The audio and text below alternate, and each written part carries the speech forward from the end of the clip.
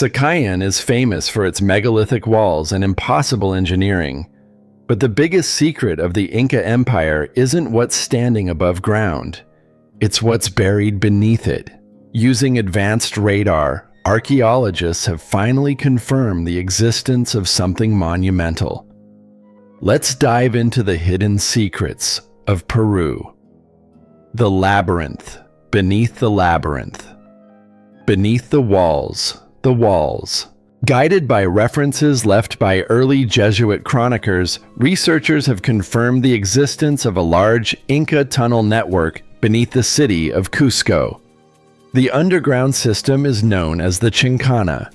It stretches for roughly 5,700 feet and links several of the most important Inca sites in the former capital. This is huge news and also kind of shocking. The tunnels connect the Temple of the Sun with the fortress of Sacsayhuaman, going right beneath the ancient stronghold's walls to form a hidden route beneath the modern city. You would think an ancient tunnel network would be spread out randomly beneath a place where people are living and working right now, but that's not the case. Researchers believe the passages follow the same general paths as Cusco's roads on the surface, suggesting the city's thoroughfares were built to follow the underground labyrinth. Talk about holding on to your past. The discovery was announced at a press conference held by the municipality of Cusco. The research team was led by archaeologists Jorge Calo Flores and Mildred Fernandez Palomino. The pair spent years comparing colonial-era documents with physical evidence beneath the city streets. Some of the key clues in their investigation came from texts written in the late 16th and early 17th centuries. One of the texts was from an anonymous Jesuit chronicler. He described a tunnel that went past the Crianza zone, continued beneath what were once archbishop residences, and extended towards Sacsayhuaman. Another chronicler, Juano de Oliva, referred more broadly to numerous underground passages beneath the city. These accounts made it glaringly obvious that there is indeed a labyrinth beneath the city. The Jesuits saw it. They knew it was there, and they mention it in passing as if it was something that everyone knew. In fact, the earliest reference to the Chincana dates to 1600. That account placed the main entrance near the Sacsayhuaman fortress and described a cave-like passage that crossed much of the city. These descriptions helped narrow down where modern researchers should focus their search. To confirm the historical records, the team consulted Manuel Chavez Bayon, widely regarded as the father of archaeology in Cusco. He advised them to investigate beneath the streets and sidewalks where ancient infrastructure was often buried rather than destroyed during later construction. Fieldwork began with simple acoustic testing. Researchers struck a metal plate against the ground at intervals of about 1 1/2 feet, listening for changes in resonance. They picked up echoes which suggested the presence of hollow spaces below the surface. Fun, huh? Once promising areas were identified, the team used ground-penetrating radar and acoustic prospecting to map the tunnels more precisely. These tools sent electromagnetic and sound waves underground, allowing researchers to visualize the tunnel layout without having to dig up any sidewalks, because that would be really inconvenient for the people who need to use those sidewalks.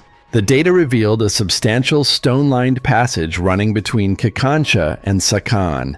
The main tunnel fluctuates between 3.3 and 8.5 feet wide with a height of just over 5 feet. And if you've ever met anyone from Peru, you'll know this is spot on. The scans were so accurate that scientists were able to determine how the tunnels were built in the first place. They think the ancient people of Cusco made them by digging huge trenches. They first carved out the tunnels, then reinforced them with stone walls. Once the tunnel system was complete, it was just a matter of concealing them below ground. In came the stone beams and ceiling, and voila! A stone labyrinth to rival the Greeks. But what the heck was it for? Do you know? because I don't, and scientists can only guess. They think it may have been designed to allow elite individuals to be carried through the tunnels on litters in a safe manner. You know, litters, the things emperors were carted through the streets on. The team thinks that because of how wide the tunnels are, they were built specifically to accommodate litters. If that turns out to be true, it means the royals in Cusco were even lazier than anyone could have imagined. It also makes sense if, for whatever reason, the Cusco royalty weren't particularly well liked by the general public. This was an age before guns, surveillance, or AI. An emperor having to walk from his palace to the fortress was vulnerable to everything from an angry mob to a stray rock. But underground in a secured tunnel, it was much safer. The tunnel network includes at least 3 branches. One leads toward Kalis Bukio, another toward Muyuku Kumar sector of Sacsayhuaman, and a third passes beneath the area of the San Cristobal Temple. Parts of the tunnel align closely with pre-Hispanic roads and the fortress's massive stone walls. And at this point, researchers have kind of hit a dead end. They know the tunnel is there. They've even mapped some of it, but no one has gone in it. What do you figure comes next? That's right. It's time to bring in the moles. Fernandez Palomino has said the next phase of research will involve accessing the tunnels directly. The team has submitted requests to Peru's Ministry of Culture for permission to drill small access points. They want to drill these pilot holes inside Sacan to confirm their findings from within the structure. Everyone is still holding their breath for the permission to go through. Cusco served as the administrative, political, and military heart of the Inca Empire, specifically during the empire's peak in the 15th century, right before the Spanish joined the party. And now that you're caught up, let's see what else has been found in Peru lately. A lost temple. Solves ancient puzzle temple solves an ancient puzzle. Archaeologists working in northwestern Peru have uncovered the remains of a ceremonial temple that had been hidden beneath the sand. For how long? Just a few thousand years. Actually, more like 5,000 years. The site first revealed itself through fragments of walls emerging from the sand dunes. As excavation continued, it became clear these were not ordinary structures, but parts of a carefully planned ceremonial complex. The walls were built using rammed earth, a technique that involves compacting layers of soil to create solid architectural forms. You do it at the beach when you build a sand castle. According to project director Luis Armando Muro Union, based on the shape of the structure, it was a large enclosed space as opposed to a domestic building. And you know what that means? It was probably religious in nature, which is why it's been slapped the temple label. Though to be fair, it does seem to be a temple. Archaeologists identified architectural features that feel religious. For example, there is a massive central staircase that before it was destroyed would have led upward to a raised platform at the center of the complex. That would have been where the priest or the shaman addressed the congregation. So yes, maybe this thing was a temple. The shaman up above on the elevated stage, the people below watching, and the ceremony unfolding. What kinds of rituals were performed here though? That's beyond a guesstimate. There is no way of knowing since the builders didn't leave a memo or any instructions.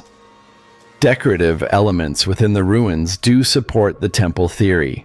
Archaeologists found jaw-dropping friezes depicting feline figures, reptilian claws, and a human body topped with a bird's head. They also can't make sense of them. Were these aspects of gods, spirits, anthropomorphic villains? Is this a myth preserved on the walls of a ruin, or is it part of a long-lost religion? Later this fall, 2026, the team plans to analyze the chemical composition of the pigments used in those wall murals. That analysis may help confirm the site's age while providing clues about the religious traditions behind the imagery. Maybe AI can even be employed to try and reason out what the symbols mean. Now get this. The excavation also revealed human remains. They were found embedded within the architecture itself, not totally unlike the statue at Göbekli that I talked about in my last video. If you missed it, be sure to check it out after this one. Between the temple walls, archaeologists found the skeletal remains of 3 adults. Nearby, they uncovered a linen-wrapped bundle that may have been placed as an offering for the dearly departed. But why the heck bury them inside the walls of a temple? But wait a second, this isn't an Inca building. This temple predates the Inca. Whoever built it lived before any other known culture in the area. Scientists have dated the temple at roughly 5,000 years old, making it older than the Pyramid of Giza. The Inca wouldn't show up for another 4,500 years. No, this was a civilization that is long, long gone. Their name, language, and social identity remain unknown. Everything researchers can deduce about them comes only from the things they left behind: their homes, temples, and burial practices. It's exciting, isn't it? To talk about a culture that doesn't even exist anymore. No matter how much scientists study the ruins, they will never truly understand them because it's just impossible. How do you understand a group of people who didn't leave a single written word behind? All you can do is try. What I think is kind of ironic about the whole situation is that the team began investigating the site after local authorities noticed signs of looting. They went to the temple because locals were trying to steal the artifacts. It turned into a rescue mission that exposed a long-lost civilization right next to Cusco in the same general region. And there's another one. Oh yes, my friends. A second temple was discovered, and it has absolutely nothing to do with the first one. This other temple found by the same researchers is from 500 AD, probably built by the Moche culture. Within the temple, scientists found the remains of a young child of about 5. What were they doing there? We'll probably never know, but if you want to guess, please do so in the secret city of the Pacific Coast comments. The secret city of the Pacific Coast. Archaeologists in Peru have unveiled the remains of a 3,500-year-old city that once played a critical role in connecting cultures across Peru. Peru has got the craziest shifts in landscapes. You have the coastal areas where there are long stretches of beach and flatlands. Then you've got the Andes region where the Inca lived during their prime. The Chachapoya cloud warriors also lived in the Andes, literally in the clouds. But then you go to the desert where the Nazca culture put down their mysterious lines and the Baracas before them with their strange elongated skulls. Going far the other way, you've got the jungle cultures of Peru. Part of the Amazon rainforest is in Peru. So you've got people in the sweltering jungle, on the coast, the beach, in the desert, and up high in the mountains. Today, there's the internet and roads and airplanes and buses to connect these places. In ancient times, there were only footpaths. A city in the Andes and a city in the Amazon may as well have been on different planets. This is why the newly uncovered city is proving to be a major find. Scientists believe it may have been the node that connected the communities on the Pacific coast with other communities deep in the Andes and the Amazon. The city known as Pico appears to have functioned as a major trade and interaction hub at a time when complex societies were emerging around the globe in parts of the Middle East and Asia as well as Peru. Its discovery adds an important missing chapter to the story of early civilization in the Americas. Beno sits on a hillside terrace in northern Peru's Barranca province. Drone footage released by researchers shows a clearly defined urban center anchored by a large circular structure built into the slope of the hill. Around this main structure are the remains of stone and mud buildings arranged in what looks like an organized layout. Was this massive building a palace? Maybe a temple? Maybe some kind of community center where everyone could get together and share ideas? It could have been an observatory. There are so many juicy possibilities. But right now, scientists aren't completely sure. Archaeologists estimate the city was founded between 1800 and 1500 BC. That places Pico in a period of major transition for ancient societies in the region, both environmentally and socially. The city seems to have emerged as part of a broader network linking multiple ecological zones. Or in plain English, the city was founded as part of a larger initiative to link the different cultures and cities of Peru into a more cohesive civilization. And it probably has something to do with the collapse of one of Peru's earliest and most impressive cultures. The city of Pico lies close to the area where the ancient Corral civilization developed 5,000 years ago. Corral is widely recognized as the oldest known civilization in the Americas. They appeared at about the exact same time that King Nar unified Lower and Upper Egypt, establishing Egypt's first dynasty. Like the Egyptians, the Corral civilization left behind dozens of monumental structures. They are spread across the Supreme Court. But what I find truly amazing about these people is that unlike other early civilizations elsewhere in the world, Gerald developed independently. They had no known contact with Egypt, Mesopotamia, India, or China, which most other ancient cultures did. Even obscure African kingdoms traded with the Egyptians or the Nubians. That flow of ideas, cultural exchange, and the trading of goods helped the societies of Europe, Asia, the Levant, and Africa succeed. Corral, on the other hand, had no such assistance, at least not that scientists know about. Researchers believe Pico rose to prominence after the Corral civilization began to decline. According to archaeologist Ruth Shady, who led the research at Pico, climate change likely played a major role in the collapse of Corral's urban centers. Drought was probably the culprit, but rather than abandoning the region when the rain stopped, the crops ceased, and the famine came, these populations appear to have shifted their focus. It's hard to know exactly what happened during the collapse of the empire, but somewhere along the way, the survivors regrouped and rebuilt. Their new capital was Pico, and its location was better. You know what they say, location, location, location. It was close to Corral, but also far enough away to be totally separate. This new place offered easier access to trade routes, which connected the coast, the highlands, and the jungle. Each biome had its own civilization with its own goods for trade.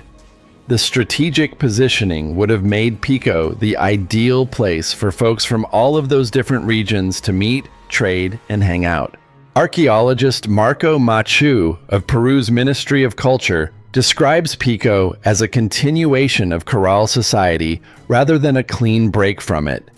Many of the architectural and ceremonial traditions seen at the site are scary, similar to what's seen at Corral. It wouldn't be surprising to learn their cultural knowledge was preserved and passed on rather than totally lost. Scientists have been studying this place in obsessive detail for almost a decade, but it was only recently that they had enough info to release their findings to the public. They revealed 18 major structures, including ceremonial temples, residential complexes, and communal spaces. My favorite and arguably the most striking feature at Benico is a central plaza whose walls are decorated with gorgeous sculptural reliefs. Among the myriad of carvings are images of the Butu. Oh, you don't know what a puto is?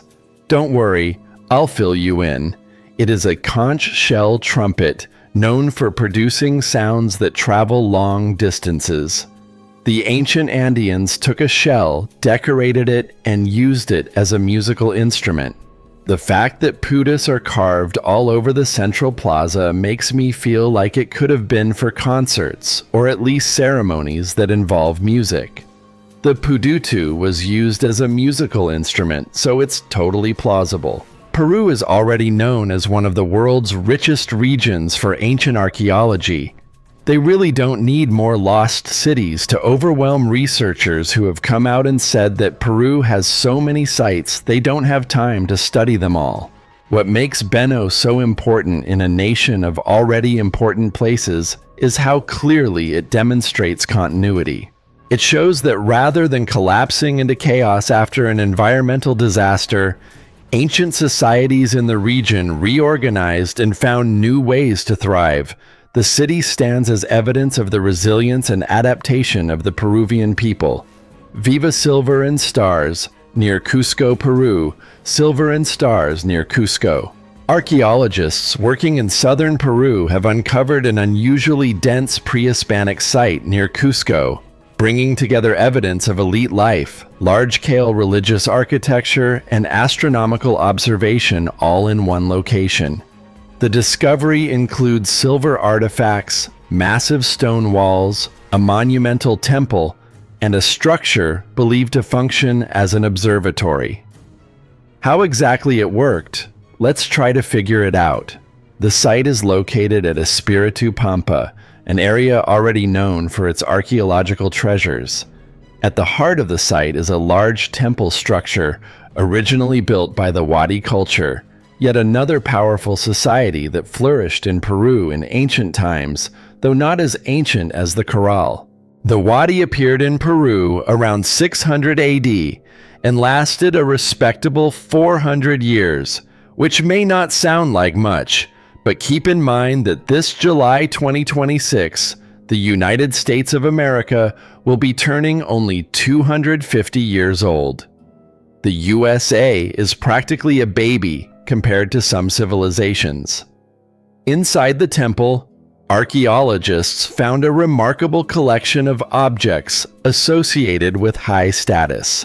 These included things like animal tooth fragments, silver needles, brooches, a silver chest plate, and a silver crown. It's pretty cool. Outside the more treasure-like artifacts, archaeologists recovered Wat-style bottles and ceremonial vessels. One was decorated with a human face wearing a crown, probably a king. That detail alone makes me think the temple was used specifically by members of the Wat elite rather than the general population. It wouldn't be the first time a religion has reserved its best, most gilded spaces for the rich, the privileged, and the elite. But it is a little surprising to see such segregation being practiced so long ago in Peru. One of the most intriguing architectural features at the site is a small D-shaped structure. This structure was built at the center of what was originally a massive temple. Yes, the site is crowded with temples. The careful placement of this mysterious inner structure has drawn a lot of attention from researchers. Scientists are practically yelling over each other trying to guess what the structure was used for. You hear all the usual suspects: ritual use, religious purposes, ceremonial, blah blah blah. But this, I think, is a little different. Some archaeologists are saying the inner structure may not have been used for rituals and ceremonial blah blah after all. It may have been an observatory used to track celestial events like the world's oldest telescope. Its orientation and position imply that Wadi priests or celestial specialists could have used it to track astronomical cycles. The Wadi society is often described as ancient Peru's first empire. Even though the Corral came way earlier, the Corral are seen more as a loose kingdom than a sprawling empire. The Wadi's influence was far greater than any civilization in Peru before them. They asserted dominance across much of the Andean highlands and into nearby rainforest regions. Their capital city of Wadi became one of the largest and most complex cities in the ancient world, but most people have never even heard of it. Even though few have heard of Wadi or the Wadi, they were still titans of the Middle Ages. Thousands of archaeological sites across Peru have been linked to the Wadi.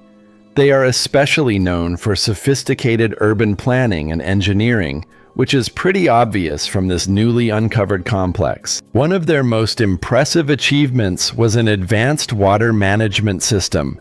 The Wadi figured out how to capture mountain runoff during the rainy season and redirect it through canals, ensuring they'd have enough food when the dry season came. But it was more than just watering crops. The Wadi figured out how to terraform their environment. Those canals fed springs lower on the mountainsides, helping rivers continue flowing during dry periods. It was like hooking up rivers to an IV and keeping them alive through times when they would normally run dry. This system was so effective that modern communities in Peru studied Wadi engineering during recent water shortages. Modern scientists alive right now are turning to ancient techniques to try and figure out how to save their own water supply, because apparently whatever they're doing now, it is not working. The point is, this level of planning shows how deeply the Wadi understood their environment. They were masters of their own world. But nobody survives the tides of time. Despite their widespread influence, the Wadi did not control their territory in the same way later empires would. Rather than relying on direct military conquest to take over their neighbors, they expanded through trade networks and semi-autonomous colonies. They essentially took over the entire economy and strong-armed the competition into doing what they were told through expanding colonies and hoarding resources while also controlling the trade routes. By controlling the trade, the Wadi controlled the people. The Wadi established administrative centers all over Peru, which operated within a shared cultural and political framework. The closest thing I can compare it to would probably be the early Greek city-states. The Greeks had a shared cultural identity, a shared language, and a shared religion, but Athens, Crete, Sparta, Corinth, and Thebes each had their own laws and government. And while I'm only listing 5, there were over 1,000 of these city-states. So although you could say they were all part of Greece, they were also independent from one another. The Wadi had a similar sort of setup going on. Their power centers allowed local populations to maintain some independence while still participating in the broader Wadi system. This flexible approach helped the society grow without constant warfare. They were a team, but every man was for himself, if that makes sense. Although the Inca later ruled the Andes with a very different political ideology, they inherited much from their predecessors. The Wadi terrorist agriculture, road construction, and some architectural techniques employed by the Inca all show clear influence. The new discoveries at Espiridupa help clarify how that legacy was built. What I'm saying is that without the Wadi, there would have been no Inca, just like without the Etruscans, there would have been no Romans. And now, I'd like to visit a different not-so-lost city, one where scientists have found DNA revealing some unusual information about DNA reveals had who lived at Machu Picchu, the Inca. DNA reveals who lived at Machu Picchu. Machu Picchu is far more than a scenic ruin perched above the Andes. And I've got the DNA to prove it.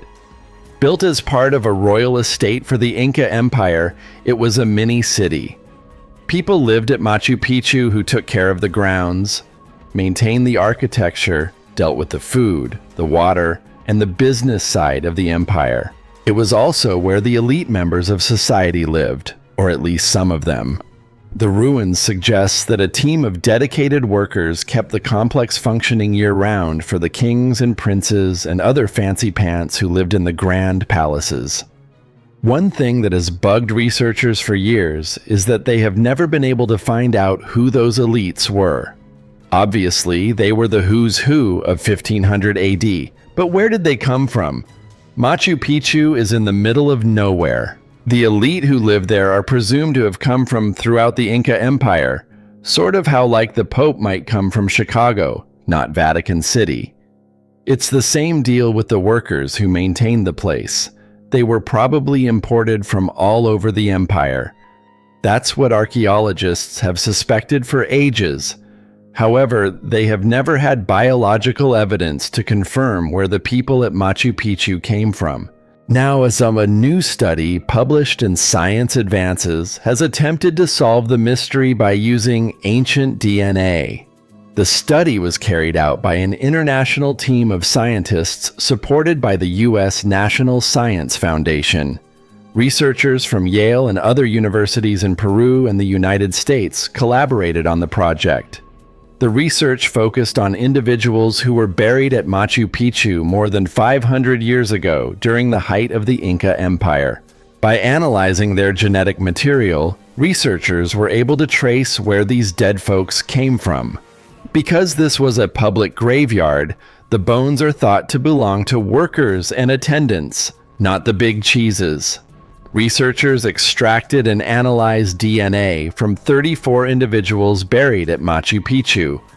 The process worked much like modern ancestry testing, like when you send off to see if you really are related to that Cherokee princess, like your mother always said. The team compared the ancient DNA to genetic data from other parts of the former Inca Empire, as well as to modern genomes from across South America. The results showed a staggering amount of diversity. The individuals buried at Machu Picchu came from all kinds of different regions.